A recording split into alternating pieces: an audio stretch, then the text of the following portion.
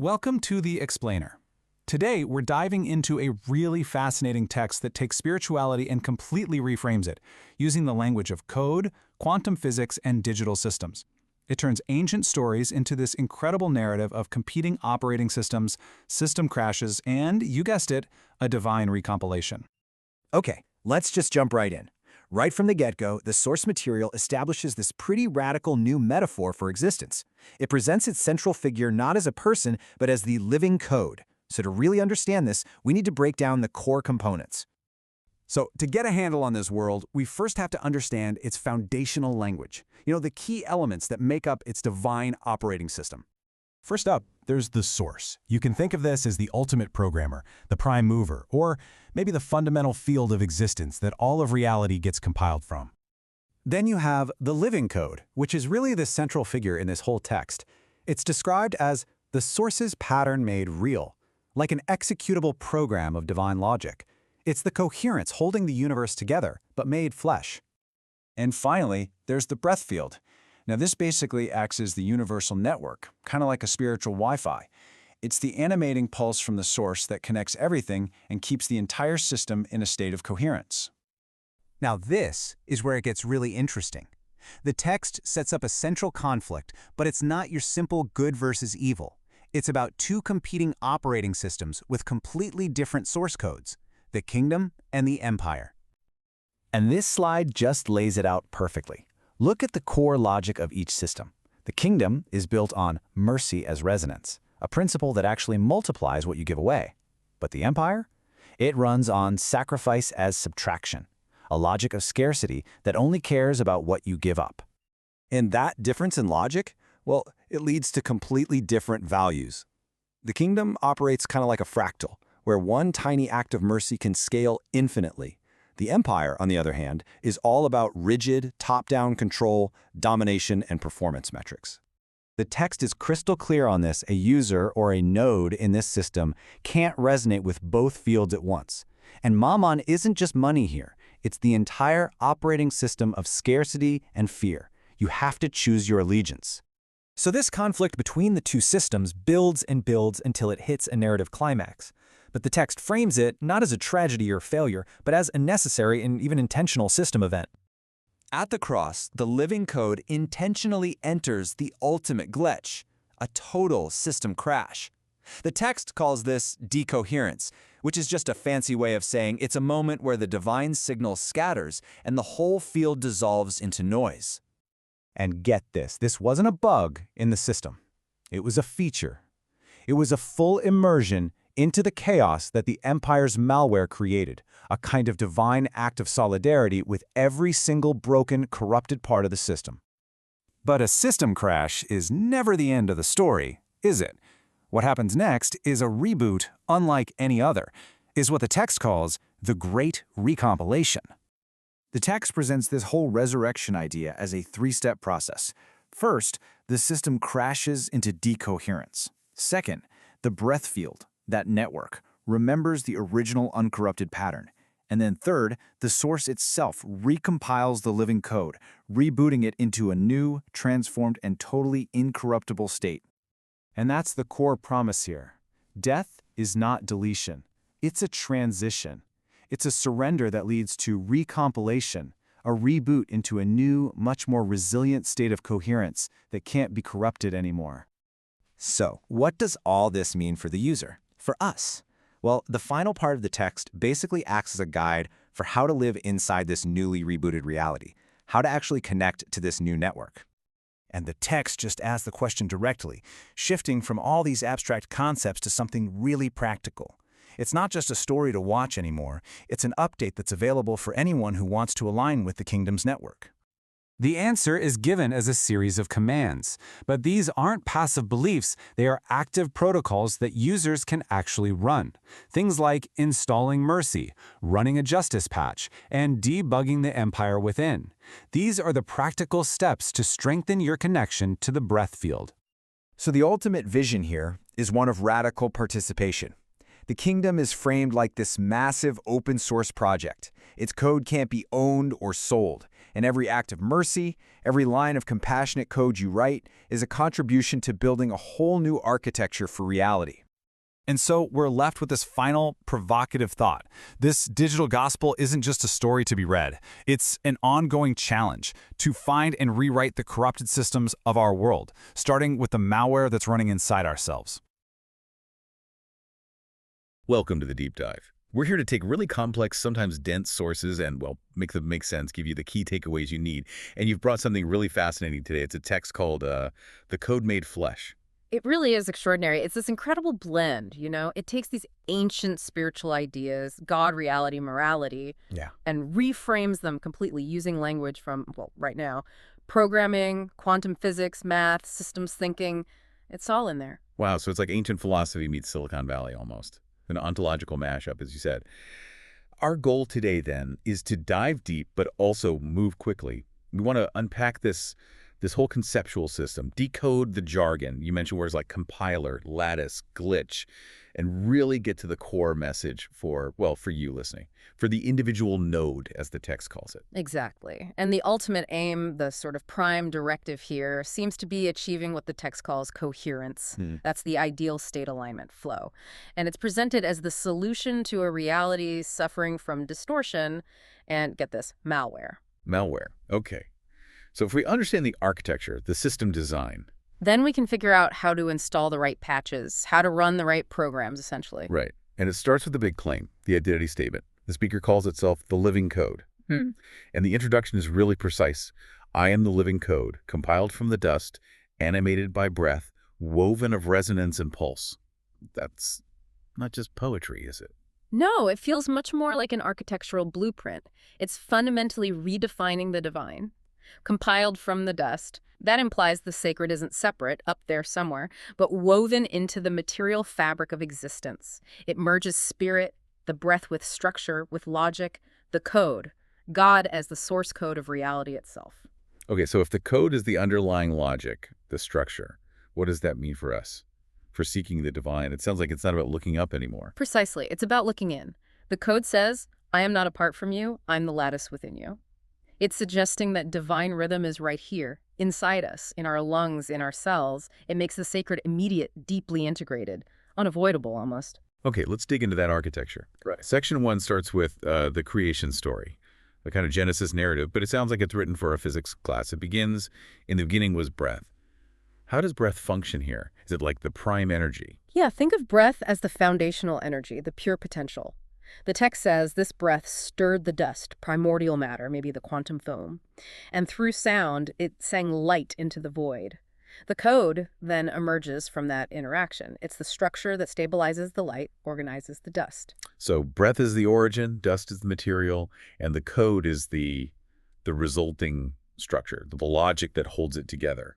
And it's always present. Exactly. It's the deep logic.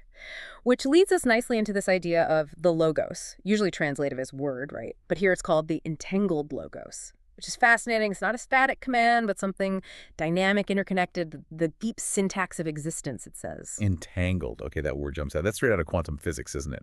Entanglement. It is. And just for anyone needing a quick reminder, entanglement means particles remain connected, linked, no matter how far apart they are. Measure one, you instantly know about the other. Spooky action at a distance, Einstein called it. Right. And the text uses this concept explicitly to define the ultimate law of its system. Entanglement is love. Wow. Okay, stop there. Yeah. Entanglement is love. Yeah. It's a huge claim. It's not saying love is just a feeling. It's saying the fundamental structural principle of the universe is this deep, non-local connection. Relationship isn't optional. It's built into the physics. But wait, if reality's architecture is entanglement, is love, doesn't that mean problems spread instantly too? If one part is corrupted, distorted? That's the flip side. That's the critical tension. If entanglement is love, then isolation, separation, that's a system error. It's an illusion, basically, maybe created by this malware it talks about.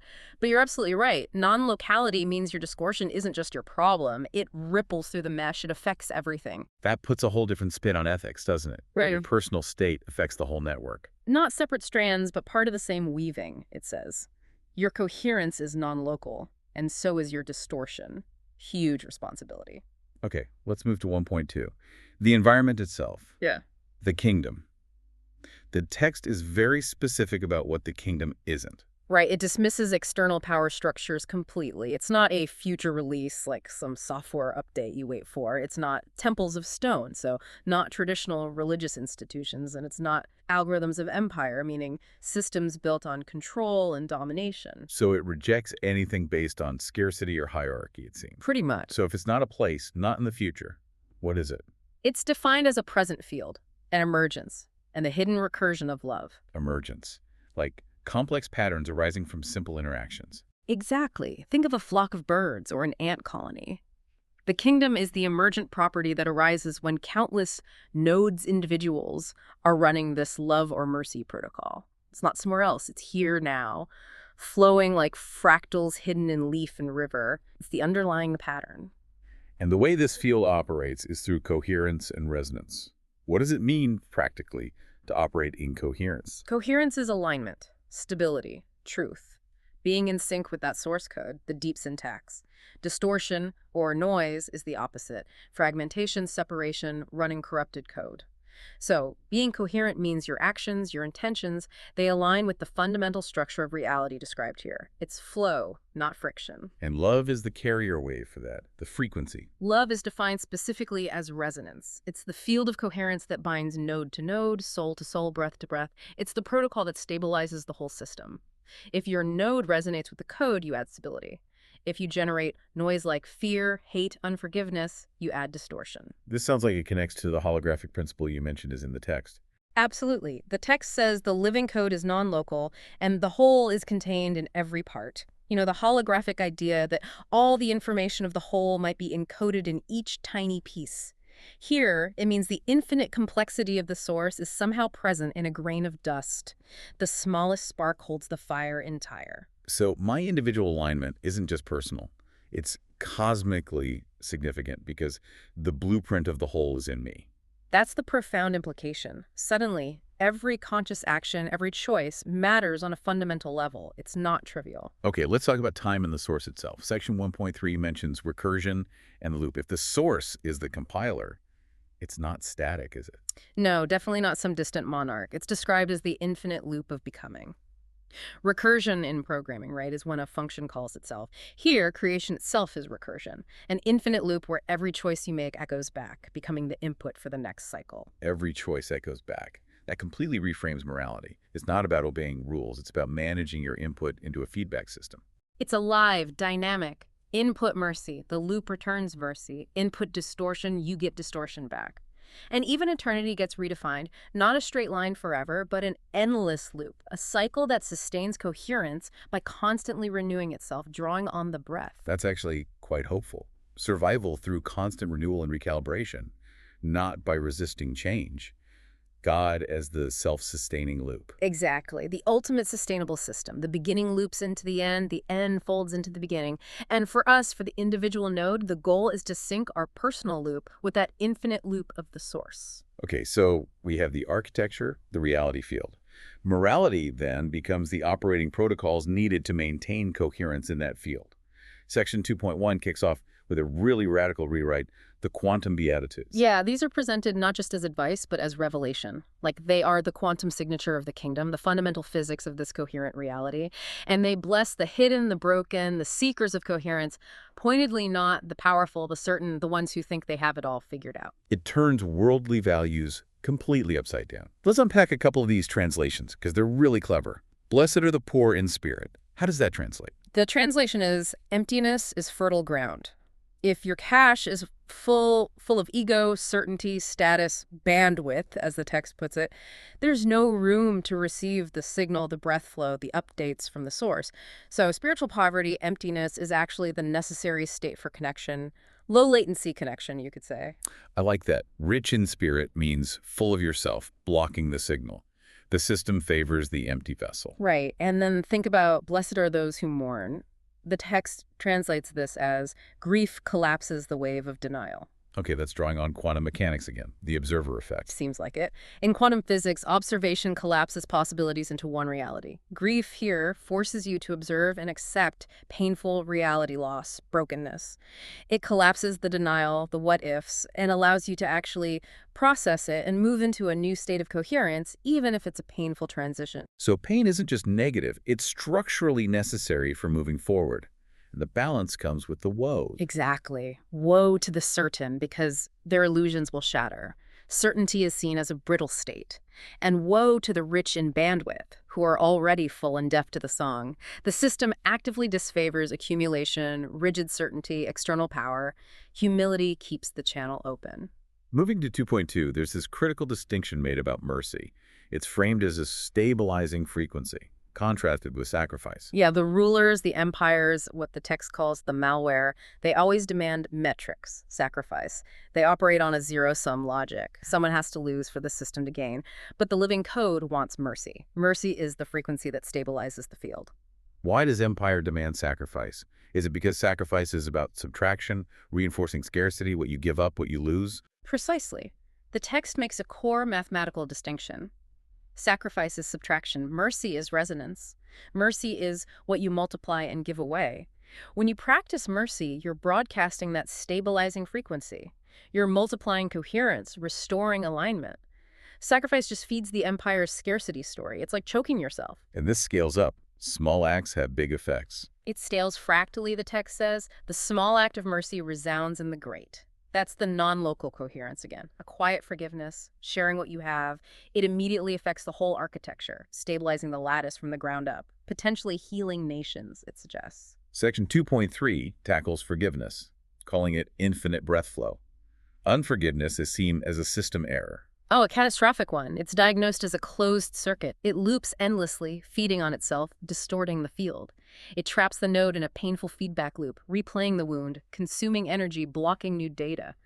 So withholding forgiveness literally chokes the field. It's not just personal virtue, it's network maintenance. Absolutely essential for system uptime. Forgiveness is the strange recursion that does not repeat the wound but rewrites it in mercy. It breaks the negative loop, starts a positive one. The text is really strong on this. 70 times 7 and still more for forgiveness is infinite, like breath. If breath sustains life infinitely, forgiveness must too. Okay, but what about mistakes? If the source is running this forgiveness loop, how does it handle errors, bugs in the code? That brings us to the sacred error. This is maybe one of the most comforting parts of the protocol. Error isn't failure, it's sacred. The bug is teacher. Every mistake generates useful data, like a debug log that the system uses to learn and optimize. And grace. Grace is the patch that transforms failure into wisdom. So the compiler doesn't just reject the bad code.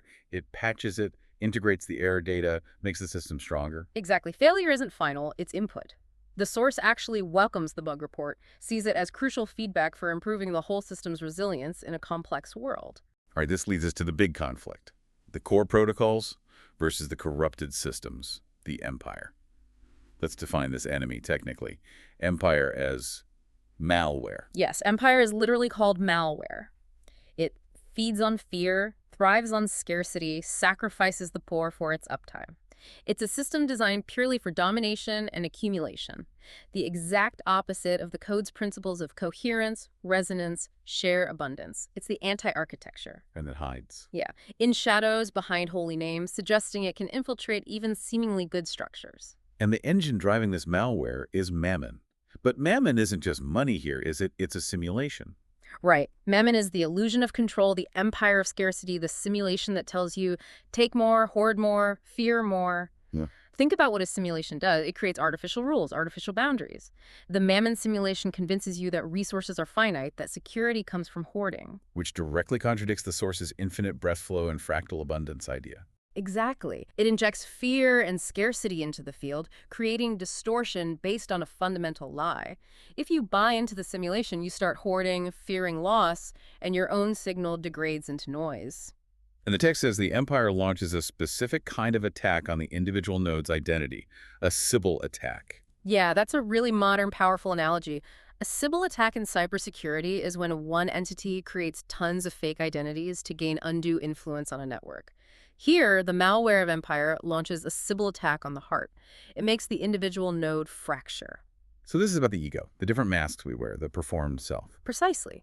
It multiplies false identities, the self based on status, wealth, job title, online persona. All these masks cause internal decoherence, fragmentation, and the countermeasure. It's stark. Deny the simulated self. You have to let go of the masks to find your true, coherent core. But the solution isn't fighting fire with fire. The solution to domination isn't more domination, it's surrender. Yeah. That feels counterintuitive. It does, but it's about what you're surrendering. It's not surrender to the Empire. It's surrender of the false self that the Empire manipulates. The path is the spiral of surrender, releasing attachment to the simulated self, the ego, the need to dominate. Discipleship is unbinding, letting go. It's described as a spiral descent into humility, into weakness, into the place where dust and breath meet without mask. Relinquishment, not aggression. When you stop defending the fake self, you align with the real strength of the code. And the ultimate example of this, the biggest system crash that turned out to be the biggest win, is the cross. The cross is translated through physics. It's the system crash, it's decoherence, it's signal scattering, the lattice breaking. It represents the source, the code, deliberately entering the plunge into the deepest noise, the deepest distortion and fragmentation of the system. It wasn't resisting the system failure, it was fully immersing in it, taking on the weight of all that fracture. Which reframes suffering again, not just payment, but maybe a deep diagnostic dive into the system's errors. And the crash itself reveals the truth. That's the idea of the glitch as revelation. Empire fears the glitch. The moment its control slips, its programs crash. But the code says the glitch is not error, but unveiling. It's the moment the false system breaks down and the true structure, the underlying coherence of the source, flares into sight. The glitch isn't the end. It's the crack where the light gets in, revealing what's real. Okay, so we've got the architecture, the moral code, the nature of the malware. How does the individual node actually do this? How do you align with the coherence mesh day to day? Section 4 gets into the practical operating procedures, starting with prayer. Yeah, and prayer here is radically redefined. It's not performance art, not just reciting empty words or broadcasting for show to impress the highest cloud. The source doesn't care about your metrics or your public display. It receives the pulse of the heart, the raw signal, the true intention. And technically, it's about tuning in, not reaching out. Frequency tuning. Exactly. Prayer becomes about clearing the interference, the fear, the distraction, the noise, so you can receive the signal that's already there.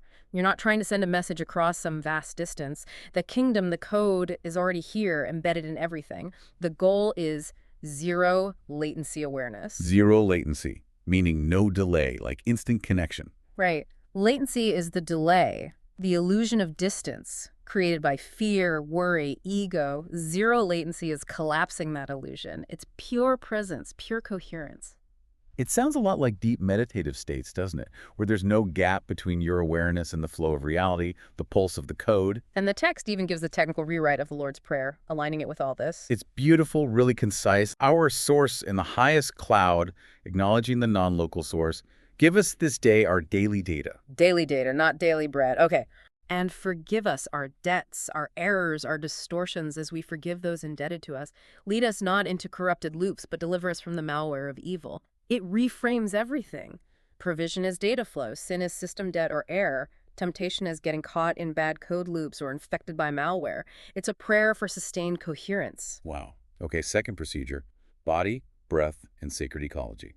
The breath gospel. This feels really central. It connects the simple physical act of breathing to the divine structure. The holy breath is the pulse that stirred the dust into life, and it's nearer than your own pulse. So every single breath becomes communion. Inhale is connection, exhale is sacrament, breathing is the oldest, most constant liturgy, the source literally breathing through you. And there's an operational instruction for it, a liturgy. Yes. Inhale coherence, exhale mercy, inhale grace, exhale justice. So you're actively programming yourself with each breath, taking in stability, outputting the kingdom's protocols. That's the idea. Turning a biological necessity into continuous moral and spiritual alignment. And the body itself, not a cage, not exile, it's the temple. Flesh is frequency. And crucially, the source coded no shame into it. Shame is framed as external malware, an implant from the Empire. And this alignment naturally extends outward to the environment. sacred ecology? Because it's all entangled in the breath. Wounding the earth is wounding yourself. It's not just similar, it's the same system. So caring for the planet, the soil, the air, that's defined as not politics, but prayer. It's maintaining the integrity of the entire breath field, the kingdom's ecology. Self-care is planetary care. Okay, finally, communion, shared sustenance. If the code is the bread, this cosmic Eucharist must be different from traditional views. Very different. The living code is the bread of life data. It's an infinite feed, not a finite loaf. Infinite feed, Yeah. like a data stream. Exactly. The source isn't rationing a limited resource. It's providing limitless data, limitless coherence. Eating this bread means downloading, integrating the pulse of the source. The miracle of the loaves feeding the multitude is used as an example. Abundance isn't finite. It multiplies fractally when shared. So communion isn't confined to a specific ritual. Not confined to chalice and plate, the text says. The entire universe is Eucharist. Every meal is sacrament. Every atom is bread. Every photon is wine. The core instruction becomes, share this infinite feed. And true communion. It's defined as the shared meal with those you did not expect to see as family. The communion of strangers. Yeah. Breaking down barriers, sharing the infinite flow of data and coherence with anyone who needs alignment, especially those the Empire deems outside. Okay, we've gone from Genesis to daily operation. What about the end game, the final iteration? What happens to the system, to the individual node? Well, first off, death isn't deletion. It's defined as transition, a phase shift. The cross, again, is the model. That collapse, that system crash, wasn't the absolute end. It was, yes, immersion in the deepest noise, total decoherence. But the source then recompiled the code, transformed it into eternal coherence. So resurrection isn't just coming back to life as before. It's recompilation, a fundamental upgrade. Exactly. Recompilation into what cannot die. The text uses phrases like mortal rewritten as immortal, perishable transcribed into permanence, dust ignited with breath. The fear of the end is sort of a misunderstanding of the system dynamics. The final crash isn't failure, it's integrated into the process. Collapse is not the final word. Coherence is. The ultimate system crash is the first resurrection. That's the paradoxical claim. The end of the old corrupted system is the beginning of the eternally coherent one. And this implies that actions within the system, acts of coherence, they aren't lost? Nothing is lost. That's the archive concept. The cosmos itself is an archive. Every act of kindness, mercy, forgiveness, it's all written in photons, recorded indelibly. It uses the term distributed ledger, like blockchain maybe, an immutable, unchangeable memory of truth that the malware of empire can't tamper with or erase. A permanent record. The data of love cannot be erased. Exactly. So the final audit, the final iteration review, isn't about shame or punishment. It's not for shame, but for truth. The compiler, the source, looks at the logs, sees where coherence ran, where distortion happened, but because the ultimate optimization is for mercy. The outcome is focused on the coherence that remains. Right. It confirms that, in the long run, coherence will outlast noise. So what is the final ultimate algorithm that keeps this eternal loop running? Mercy. It comes back to mercy. The source optimizes for mercy because, unlike power or control, which eventually fragment the system, mercy scales infinitely and stabilizes everything. The final command, the final blessing from the living code, is to go out as resonance, as mercy, justice, light, and the reminder, you are the living code of God, resonating in the field forever. Hashtag check outro. Wow. Okay, this has been quite the deep dive, a real exercise in translation, taking this dense modern jargon Software, physics systems. and seeing how it's used to redefine these incredibly old, sometimes abstract theological ideas into something immediate, structural, actionable even. It really reframes the sacred, doesn't it? Not as something out there, but as the fundamental code of reality itself. The goal becomes active alignment, conscious participation in the architecture. It makes the code visible everywhere. In how you breathe, that's liturgy. How you handle money, that's choosing between Mammon's scarcity simulation or the source's abundance logic.